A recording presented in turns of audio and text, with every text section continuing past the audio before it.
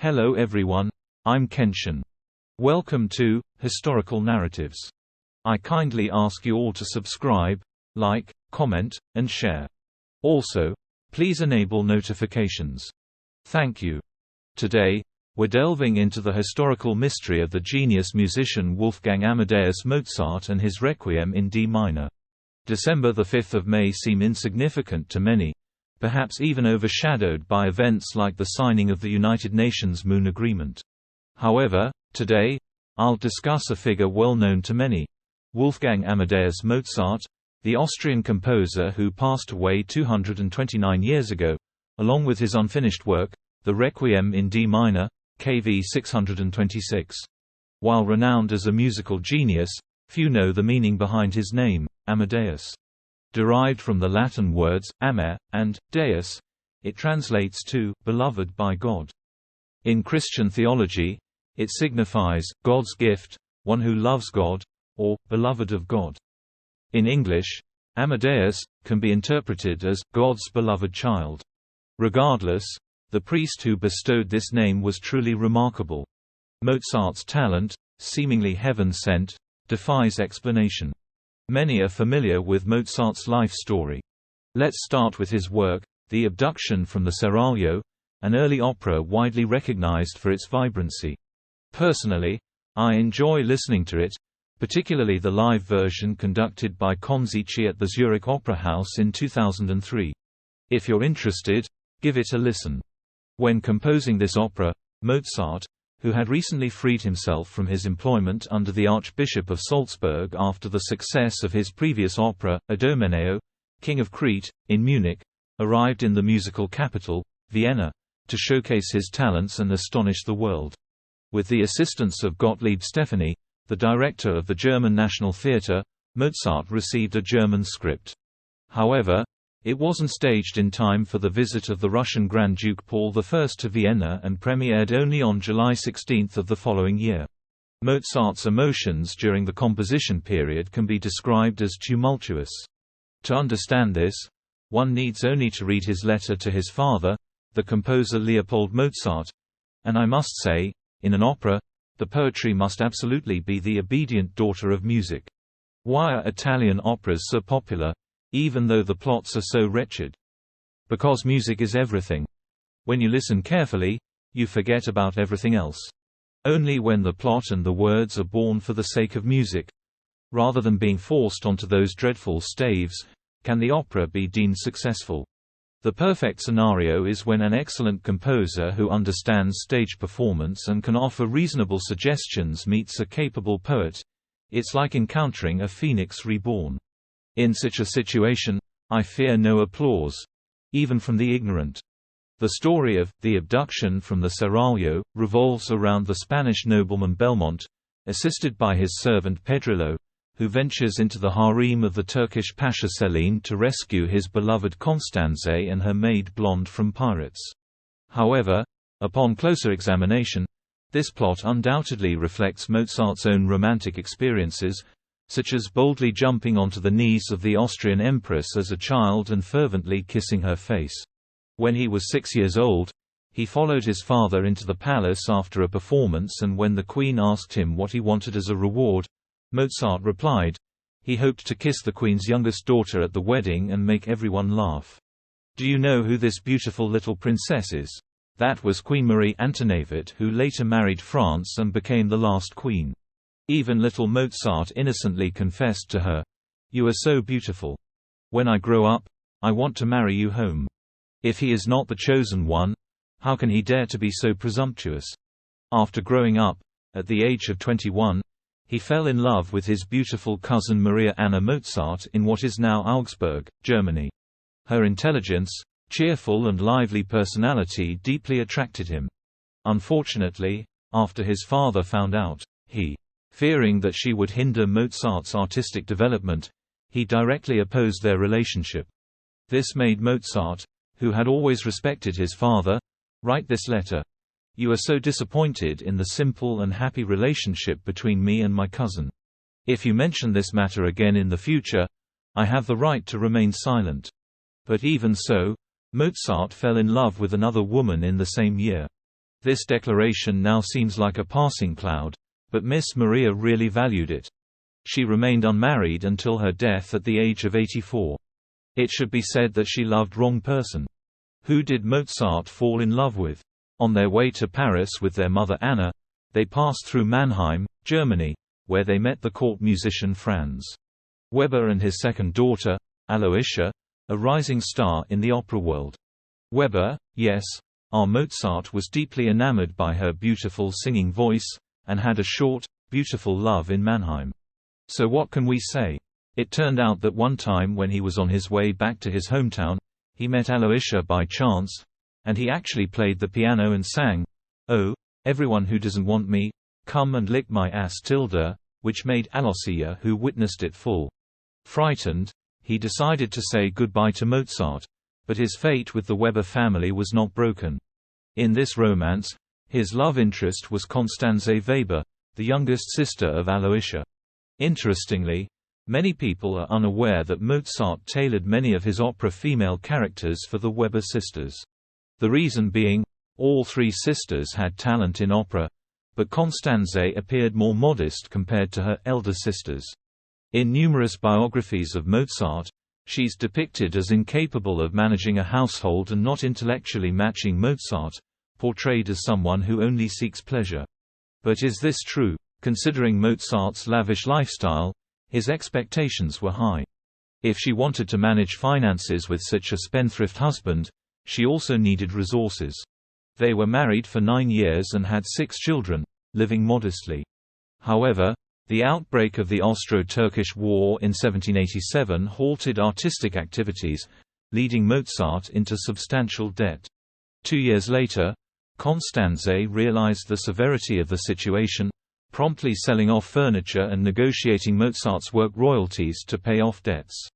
Mozart thereafter worked diligently to repay Constanze's kindness.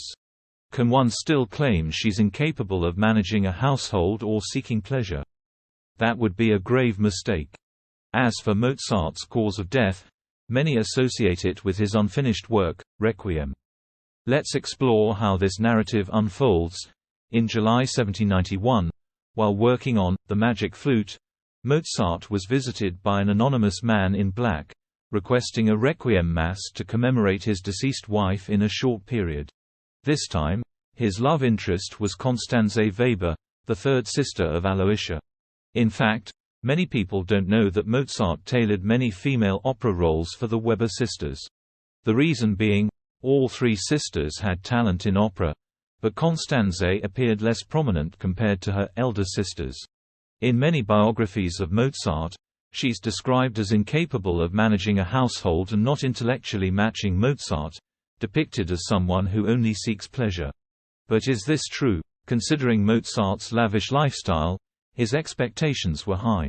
If he spent extravagantly, Constanze also needed resources to manage finances. They were married for 9 years, with 6 children, living modestly. However, after the outbreak of the Austro-Turkish War in 1787 halted artistic activities, Mozart incurred substantial debt.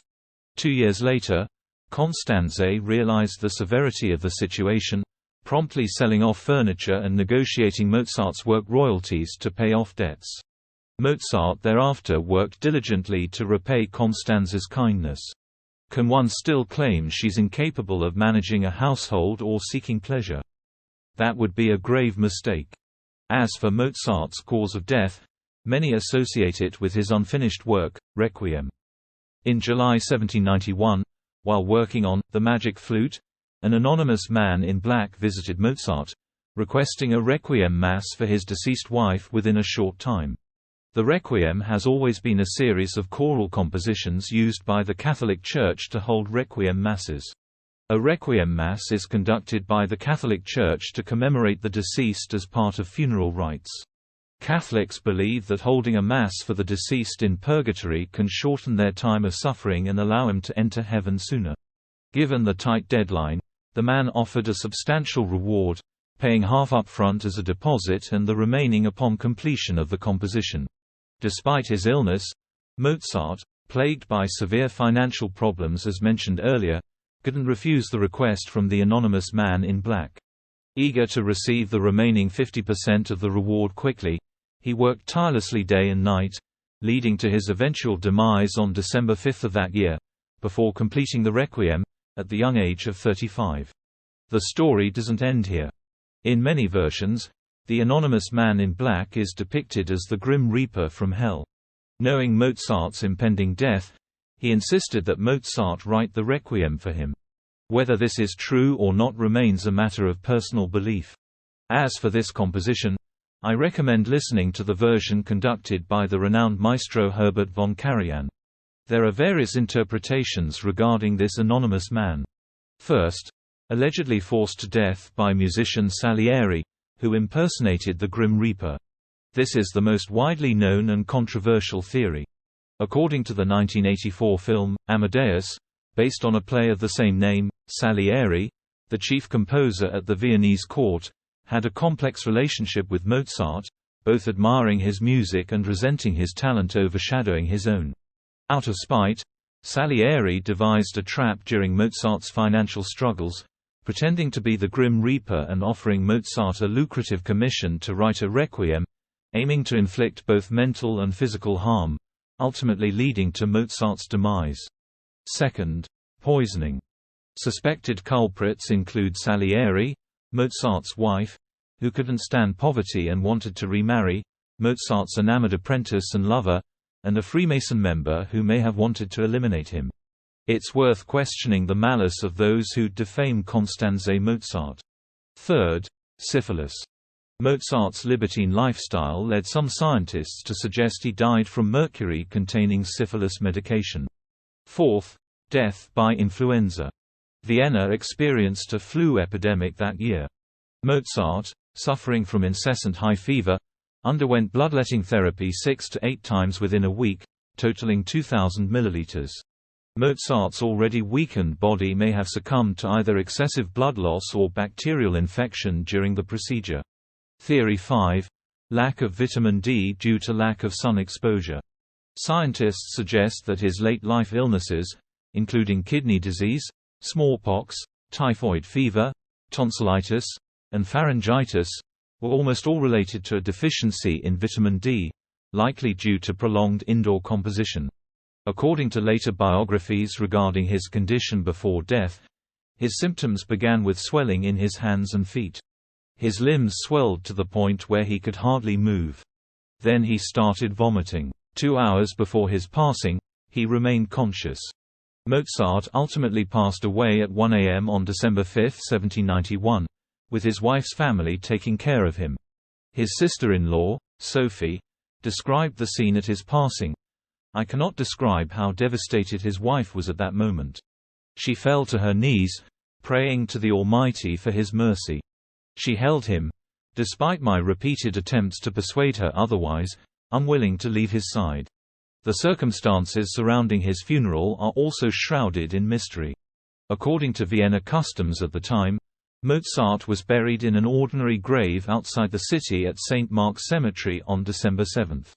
Many rumors claimed it was snowing heavily that day, but historical records reveal otherwise.